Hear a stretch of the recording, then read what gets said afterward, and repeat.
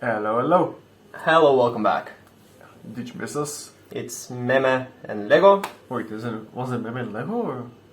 No, I think when you read the channel, it's on the left side, it's Meme and then it's Lego. Yeah, I think we're good. Anyway, Wait, you can read? I mean, no, but I pay someone to read for me. Oh, fair. Anyway, Fair. today we are gonna be talking about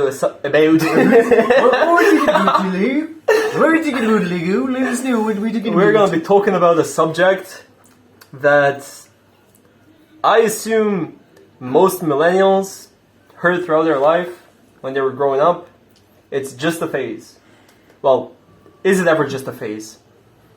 Do we really grow out of phases, or do we just learn how to,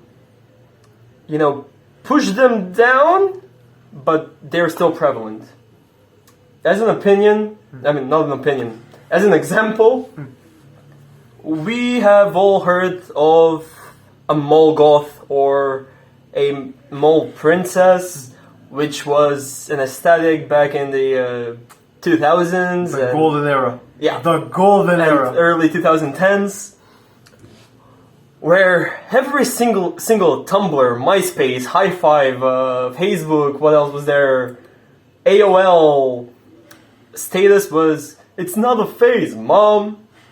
Now, most of those people dress normally, well, to social standards, but most of them still enjoy the same music. Most of them still enjoy the same movies. Most of them still enjoy the same things that they did back then. So my opinion on this is that even though we grow out of the phase, I don't think that it's actually growing out as much as it is subsiding it. Like I said, personally, I grew up a metalhead, and I wouldn't classify myself as a metalhead now because I go through phases, basically. But the thing I'm trying to say is, you still have respect for that genre, that culture, well, if we can call it culture, and you just learn how to adapt it to the standards of society.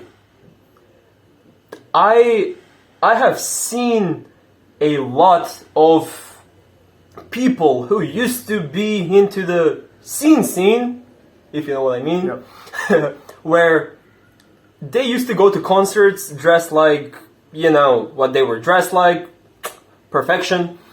But nowadays, those same people still go to the concerts when they see a band reunited, let's fucking go.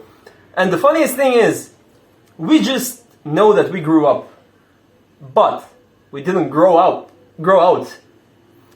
And there was this, I really don't remember which emo band was. They had like a reunion tour, and the first thing they said, "How's everyone's back doing?" Because they know that we are not capable of moshing like we used to. We are not able to be like, "Oh, I'm gonna stay up till 5. Well, most of you, I can still do it. To be staying up till 5 a.m. just listening to sad songs. But the love for that culture will always be there. And no matter what your mother or father tell you, you're not gonna grow out of that phase, dude. Yeah. I mean, personally, I always differentiated between an aesthetic phase and a phase that somehow impacts your character, be it in your beliefs, tenets, whatnot. Like, if it's, like, example, a musical phase, like with emo movement before, cool, yeah, I agree with you. Like, people grow out of it because if you actually want to experience life, you should go through multiple phases because you're experiencing multiple things through life. It isn't constantly the same. It doesn't get stale. However, I do have a big problem with people who go through phases of things that, well, shouldn't be, changed out like underwear. Yeah. For example, the joke goes, the worst thing about a drug addiction is you become religious at the end. And I know so many people who did drugs in the past who constantly change religions. Like, oh yeah, now I'm a Muslim, inshallah, brother. Next year, oh yeah, I found Buddhism. After that, actually, I'm a pagan. Because some things that are a phase actually require you to dedicate your life till the end in some significant, meaningful way. If you're constantly changing it, you're a moron.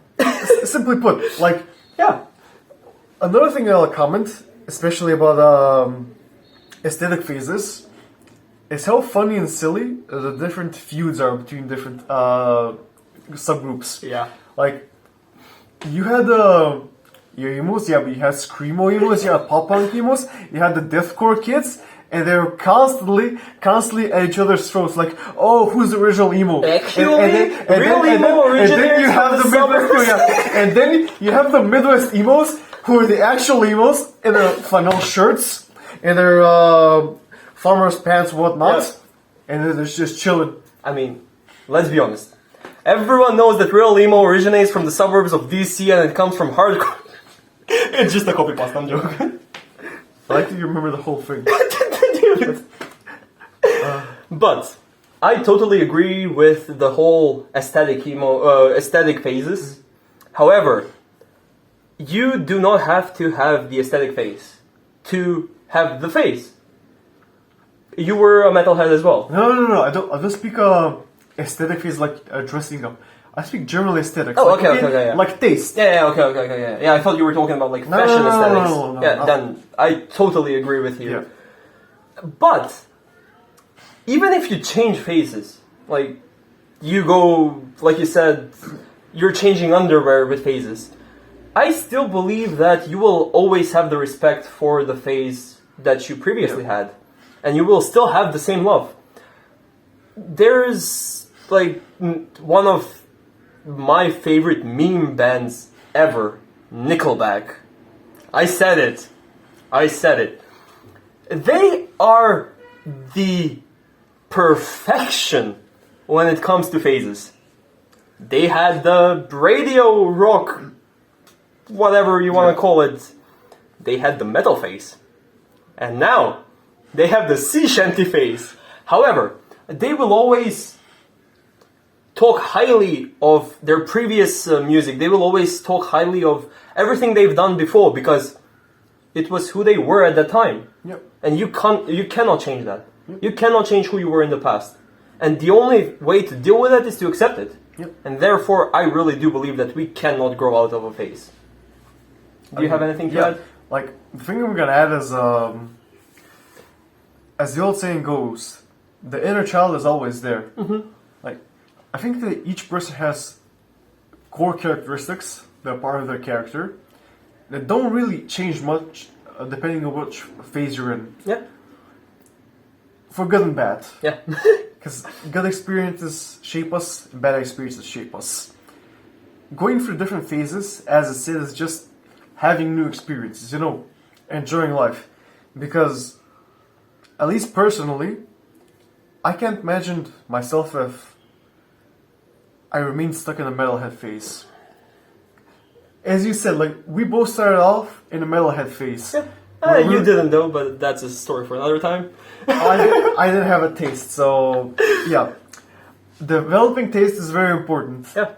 And as your tastes evolve, so should your phases. True. If you constantly like the same things, it means that your taste is stagnating. You aren't experiencing new things. Your taste, well, or lack thereof, should I say. Lack thereof taste, it'll make your life very, very, very boring and dull. I love how you mentioned this. Because even though we both do not consider ourselves metalheads anymore, we both have love for metal even today. Yeah. We both want to see metal bands perform live, even though we're not metalheads. Yeah. And that to me is why we do not grow out of that phase. We may not declare ourselves as metalheads, but we will always have love and respect for that phase. That's all I'm trying to say. You know what? One thing I want to comment. When you grow out of a phase, when you understand that there's no vanity points from that current phase. Is you know how there's a lot of people when they're part of a phase, they think that doing certain things or acting in a certain way or saying certain things will give you extra points. Like, oh yeah, I'm a much more significant member of my phase. I'm much more punk than you. I'm much more emo than you. That's just gatekeeping. Like, look, we're fans of gatekeeping. We're not necessarily fans of vanity points. Fair. Like, that's just vanity points. You're looking at a list, and you're checking out, like, yes, I do this, yes, I do this, yes, I do this. Huh, so my total score of this, 73 out of 100. God damn it, I'm a poser. God damn it, I'm a poser. It's just silly. It is. It's just silly. But let us know what you think. Did you grow out of a phase? And if you did, let us know what your opinion is on this topic. What's your favorite phase? And we'll see you next time. Peace.